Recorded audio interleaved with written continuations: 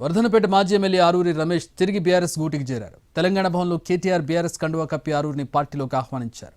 గత సోమవారం బీజేపీ ప్రాథమిక సభ్యత్వానికి రాజీనామా చేసిన రమేష్ బీఆర్ఎస్లో చేరుతున్నట్టు ప్రకటించారు.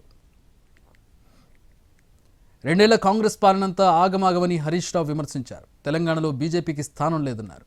ఏడాది పోతే బీఆర్ఎస్లోకి కాంగ్రెస్ నేతలు లైన్ కడతారని, కానీ వాళ్ళని తీసుకుపోమన్నారు.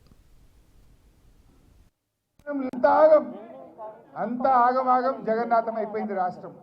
అందుకే ఇవాళ ప్రజలు మళ్ళీ కేసీఆర్ రావాలి అని అందరూ ఇవాళ కేసీఆర్ వైపు చూస్తున్నారు. ఇది సంకేతం. ఆరూరి రమేష్ తల్లి గారింటికి రావడం అంటే ఈ రాష్ట్రంలో కాంగ్రెస్ మళ్ళీ గెలవదు. ఈ రాష్ట్రంలో బీజేపీకి స్థానం లేనే లేదు. మళ్ళీ కేసీఆర్ రావాలి అనడానికి ఈ జాయినింగ్ అనేది ఒక సంకేతంగా మనం భావించవచ్చు. నాకు తెలిసి ఇంకా ఏడాది పోతే కాంగ్రెస్ వాళ్ళు లైన్లు కడతారు, కానీ ఎవరిని తీసుకునేది ఉండదు. ఈ కాంగ్రెస్ దొంగల్ని తీసుకునేది ఉండదు. ఎందుకంటే మనం ఇలా అసలైన ఉద్యమకారులు, కార్యకర్తలు